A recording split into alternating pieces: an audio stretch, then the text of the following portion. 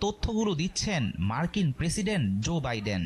আবার ধরুন, ভিডিওতে দেখা যাচ্ছে বিখ্যাত অভিনেতা মর্গান ফ্রিম্যান বলছেন, আমি মর্গান ফ্রিম্যান নই, আপনারা যা দেখছেন সেটি সত্য না। অথচ স্ক্রিনে দেখা যাচ্ছে মর্গান ফ্রিম্যানই কথা বলছেন। আসল মানুষের চোখ মুখ নিয়েই ভিডিওতে কথা বলছে নকল মানুষ। এই পদ্ধতিকে সহজ ভাষায় বলা হয় ডিপ ফেক প্রযুক্তি, যার প্রথম ব্যবহার শুরু হয়েছিল পর্নোগ্রাফির জগতে। প্রযুক্তির উন্নতির সাথে সাথে বাড়ছে ডিপফেক প্রযুক্তির ব্যবহার। আর্টিফিশিয়াল ইন্টেলিজেন্সের উপর নির্ভর করে তৈরি হচ্ছে সূক্ষ্ম ও ইমোশনাল এক্সপ্রেশন দেওয়ার মতো দারুণ সব মডেল। বিজ্ঞাপনে নিজের ডিপফেক ভার্সন ব্যবহারের অনুমতি দিয়েছেন ফুটবল জাদুঘর Lionel Messi, David Beckham, Hollywood অভিনেতা ব্রুস উইলসও গ্রহণ করেছেন ডিপফেক প্রযুক্তি। এখন প্রশ্ন হচ্ছে, তাহলে কি বাস্তবের অভিনেতা অভিনেত্রী, টেলিভিশনের পর্দায় খবর পাঠ করা প্রেজেন্টার, টকশোর সঞ্চালক কিংবা সংবাদ লেখার কাজে নিয়োজিত সাংবাদিকের আর দরকার থাকছে না? আসলে বিষয়টি এতটা সহজ ও সরল না। এআই প্রেজেন্টার কিংবা অভিনেতার ক্যারেক্টার তৈরি করতে পোড়াতে হয় অনেক কাঠখড়। নির্ধারিত ভয়েস, ল্যাঙ্গুয়েজ ও তার বিভিন্ন ইমোশনাল এক্সপ্রেশন সহ প্রচুর পরিমাণে ডাটা বা তথ্য দিয়ে ট্রেন করতে হয় এআই মডেলকে। তখন হয়তো সেই এআই প্রেজেন্টার কিংবা অভিনেতার নকল ভার্সন সরাসরি মানুষের মতো আচরণ করবে।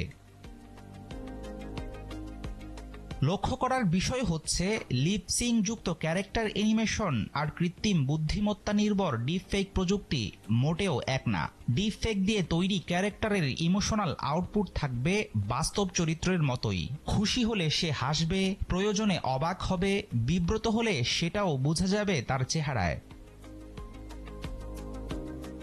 ক্যারেক্টার অ্যানিমেশন দিয়ে তৈরি চরিত্র দেখতে বাস্তবের মতো মনে হবে না। অনেক দিন থেকেই বিভিন্ন ওয়েবসাইটে এমন আবেগহীন রোবোটিক চরিত্র তৈরি করা যায়। পছন্দসই ভাষায় লেখা স্ক্রিপ্ট, পূর্ব নির্ধারিত চেহারার সাথে লিপসিং করে তৈরি হয় ভিডিও। সম্প্রতি ভারতের একটি টেলিভিশনে তথাকথিত এআই প্রেজেন্টারের সংবাদ পাঠ নিয়ে বেশ আলোড়ন উঠেছে। অনেকেই বলছেন নতুন যুগে পা দিয়েছে সংবাদ দুনিয়া। ব্যাপারটি আসলে তেমন নয়। এখানে প্রকৃত ডিপফেক প্রযুক্তির ব্যবহার হয়নি। এই সংবাদ পাঠিকা কেবল পোষা তোতা পাখি, যার কোনো ইমোশনাল আউটপুট নেই।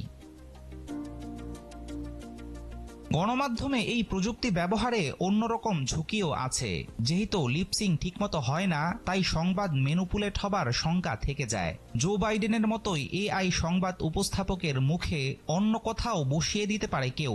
নির্বাচনের সময় প্রোপাগান্ডার হাতিয়ার হতে পারে এই প্রযুক্তি। জনপ্রিয় টিভি চ্যানেলের লোগো ও নাম ব্যবহার করে এআই প্রেজেন্টার ছড়িয়ে দিতে পারে জাল খবর। ডিপফেক প্রযুক্তি নিয়ে আছে শঙ্কা ও সম্ভাবনা। বিজ্ঞাপন, সংবাদ মাধ্যম সহ বিভিন্ন ইন্ডাস্ট্রিতে শুরু হবে এই প্রযুক্তির ব্যবহার।